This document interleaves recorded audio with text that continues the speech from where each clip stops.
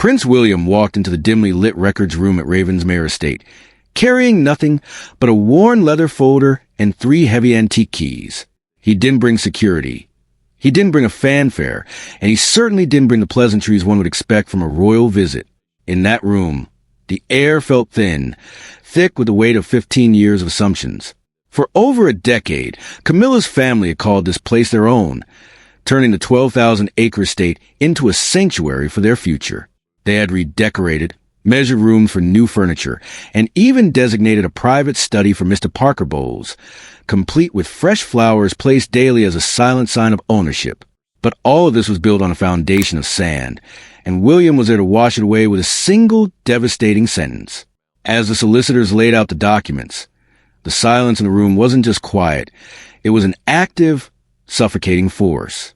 King Charles stood by the window, his posture tense, clearly unaware of the bombshell his son was about to drop. When William finally spoke, his voice was steady, lacking the heat of anger but carrying the cold, sharp edge of absolute legal certainty. "None of you were ever beneficiaries," he declared. The sentence didn't just linger in the air. It shattered the reality they had lived in since 2009. It was not a hostile takeover by a prince. It was a brutal revelation that for 15 years they had been guests in a home they believed was their legacy. They had been treated to wine cellar tours and had planned the renovation of the East Wing, all under the assumption that the king's promises were ironclad.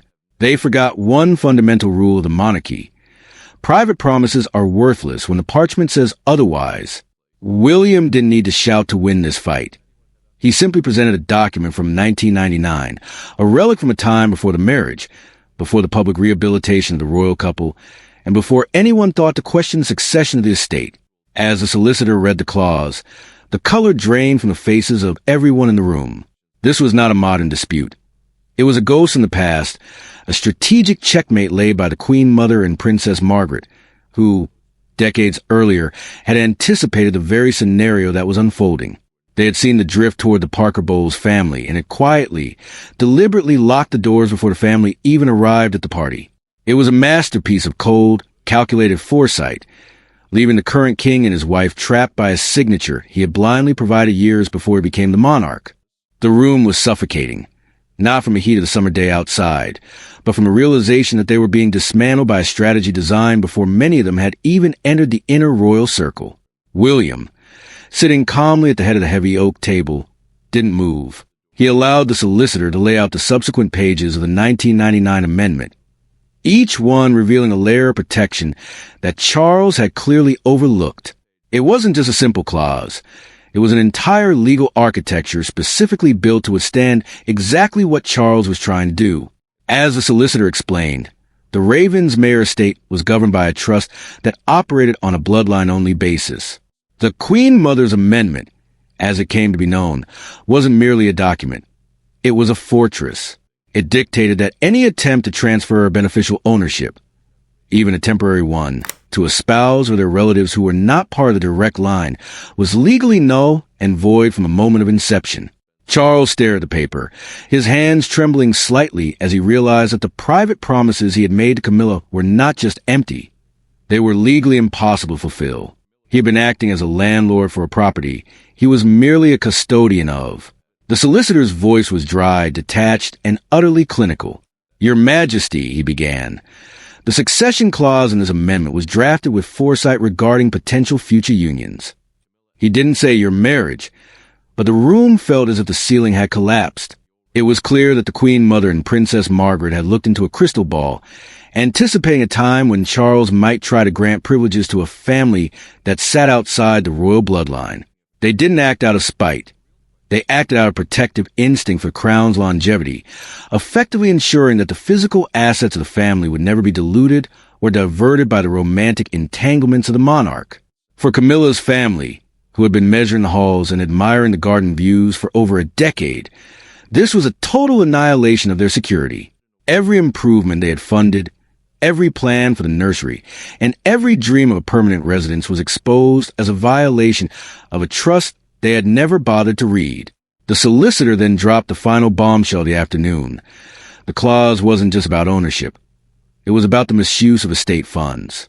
by using the estate's maintenance account to renovate the residence for non-beneficiaries. The king had unknowingly breached his fiduciary duty. William had meticulously gathered the invoices, the records of the wine cellar work, the bathroom refurbishments, and the furniture deliveries. He hadn't come to argue about feelings. He had come to demonstrate that a breach of contract had occurred. The king's face flushed as he saw the specific dollar amounts linked to his private promises. It was no longer a matter of who he loved or what he wanted for his wife. It was a matter of royal accountability.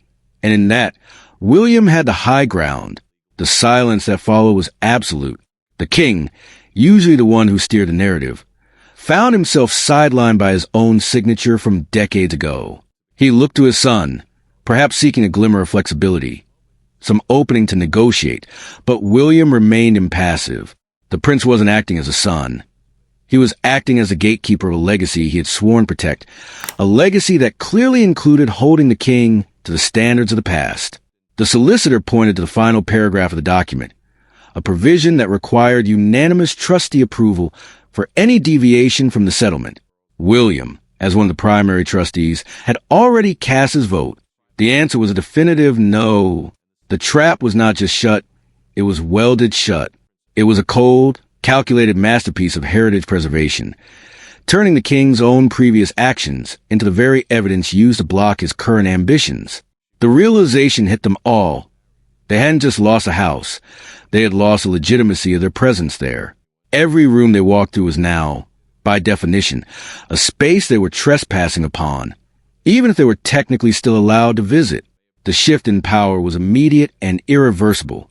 They had assumed they were negotiating a transfer of power, but they were actually being escorted out of history that never belonged to them. The atmosphere in the room shifted from a tense standoff into a silent execution as the final phase of the strategy unfolded. Camilla's son stared at the document spread across the table, his earlier confidence completely replaced by a cold realization that every route of escape had been blocked. There was no loophole left to exploit, no emotional appeal that could pierce the armor of the 1999 settlement, and no political leverage left for the king to pull. Yet, the most astonishing twist of the morning was yet to come. With the family cornered and the king silenced by his own past signature, William did something unexpected. He calmly slid his own claim to the Ravensmeir estate away from himself, officially renouncing his right to inherit it. A collective gasp echoed through the room, not just from the Parker Bowles family, but from the king himself, who stared at his son in utter disbelief. Why would a prince fight this relentlessly for control of a historic estate only to give up his personal claim the moment victory was secured? The answer lay in the intricate machinery of the Queen Mother's original decree. By relinquishing his own claim, William triggered a dormant succession clause that bypassed the compromised branches of the royal family entirely. Prince Harry was already excluded by default, Princess, and had quietly declined future claims decades prior, and Prince Andrew was automatically disqualified by conduct provisions due to his public scandals. That left only one man standing in the lineage, Prince Edward, the Duke of Edinburgh. Weeks prior, Edward had been quietly notified and had accepted the inheritance under one condition, a condition so radical and absolute that it completely shattered any remaining narrative of royal greed. Edward announced that he would never live in Ravensmeir. Instead, its 12,000 acres, working farms, cottages, and annual revenues would be permanently placed into a new charitable foundation dedicated to bereaved military families, sick service members, and young people leaving the care system. The manor itself will be transformed into a haven for families of soldiers receiving long-term medical treatment. When the solicitor finished reading Edward's declaration, the defeat of Camilla's family was absolute. They could not cry foul. They could not accuse a greedy prince of stealing their home, and they could not play the victim against a foundation built for military heroes. It was a checkmate wrapped in profound philanthropy, rendering opposition morally impossible. Charles saw the humiliation instantly. The estate he had promised his wife for 15 years would now bear his brother's name and serve a noble cause, forever standing as a monument to his broken pledges. William stood up, reached across the table, and handed 3 heavy brass keys not to Camilla, but to Edward's lawyer. The first key unlocked the archive room where the truth had been uncovered, the second unlocked the Grand Manor, and the third unlocked a small, quiet chapel at the northern border, the only part of the estate Edward requested for quiet remembrance. As the brass nameplate bearing Mr. Parker Bowles' study was unscrewed from the upstairs door that very afternoon, the illusion finally dissolved. There were no press conferences, no public scandals, and no dramatic royal decrees. The transition happened in absolute silence, governed entirely by the cold, enduring ink of the past. The keys that had once hung beneath Charles's portrait were placed inside a plain wooden box alongside a photograph of the Queen Mother, resting under 7 handwritten words. Give this residence to the needy. The circle was closed, proving once and for all that in the game of royal power, the past always writes the final chapter.